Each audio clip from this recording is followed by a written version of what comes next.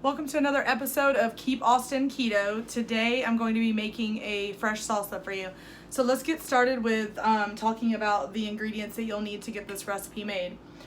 First off, I've got 1 pound of tomatoes. Just choose the tomatoes that are in season for you, whatever they are. Just make it equal close to a pound as you can get. A lot of times I make recipes and I don't measure things. I'm measuring things because I know that there's been a few requests for the recipe that I made a couple days ago in my Facebook group, Keep Austin Keto. So again, I measured this on the scale. I have 1 pound of tomatoes, and I just picked some smaller ones. If you like a different kind of tomato, feel free to use those.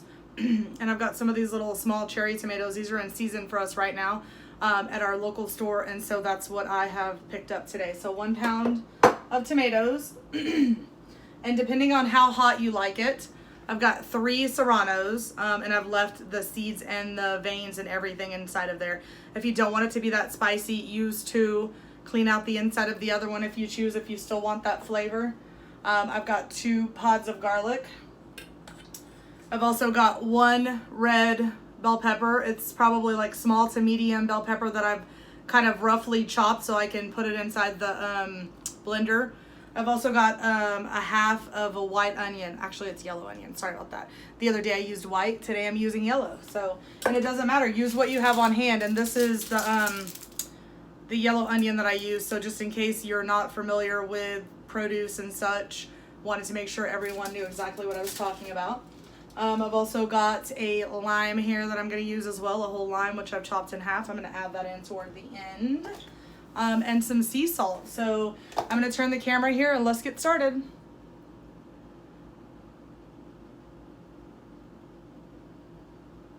There we go. So the first thing I'm going to do is just add all the ingredients in. This is pretty quick and easy. This is only going to take a minute or two.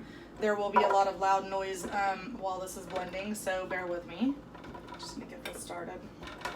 If you have any questions or comments about the recipe, it's pretty straightforward. It's a fresh made salsa, so nothing is cooked. Everything is raw. There's the tomatoes that I'm going to add in, the bell pepper and the onion also in here as well. And salt to your liking. So I am going to go ahead and add some sea salt. I buy my sea salt in bulk. This is what it looks like.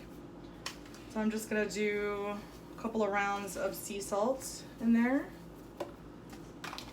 Go ahead and put the lime in. There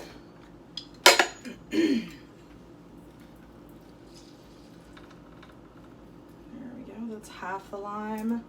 And you can either add or reduce any of these ingredients depending on what you like. If you're not a big onion fan, you can reduce the onion. If you're not a big garlic fan, you can do 1 clove instead of 2.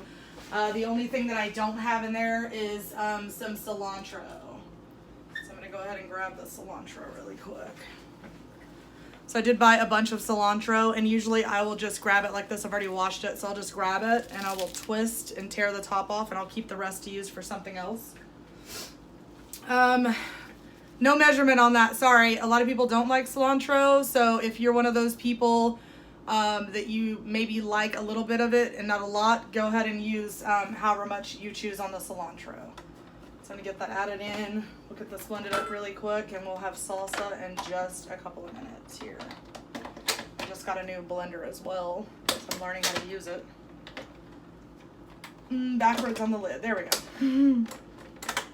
Snap that in. All right, get ready, guys. Power.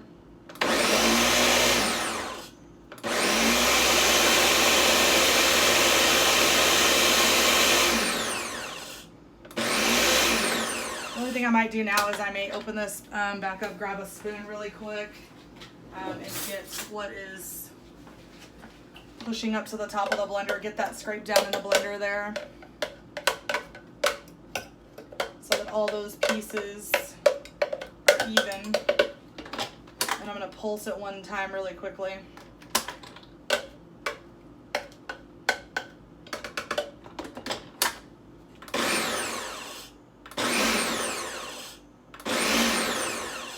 And that's really it. There you have it. Fresh made red salsa. My secret ingredient to make it a little sweet is that red bell pepper. If you're not a fan of a little bit of sweet and heat in your salsa, feel free to omit the red bell pepper.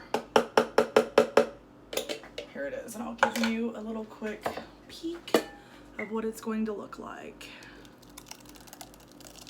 You see that there? There we go. Look how much salsa I made. This is enough to last you for a week, and the cost of this versus the cost of what you can buy in the store, and knowing every single ingredient that you put in your salsa and that you make yourself is important. So I just wanted to show you here really quick. There you have it, a nice pretty red sort of sweet spicy salsa. I'm gonna give it a little taste here. That's nice. There's nothing like having a fresh made salsa. It's amazing. A little bit of sweet, a little bit of heat, fresh. Like when you go, I'm in Texas, so when you go to any Mexican restaurant and you're just dying to have their red salsa, they may have added sugar to it, maybe not. But this one with the red bell pepper gives you the sweetness that you're looking for in the salsa with a little bit of heat. So give it a try. Let me know what you think. Any questions, comments down below, and please subscribe to my YouTube channel. Like this video. Can't wait to hear back from you guys. Bye.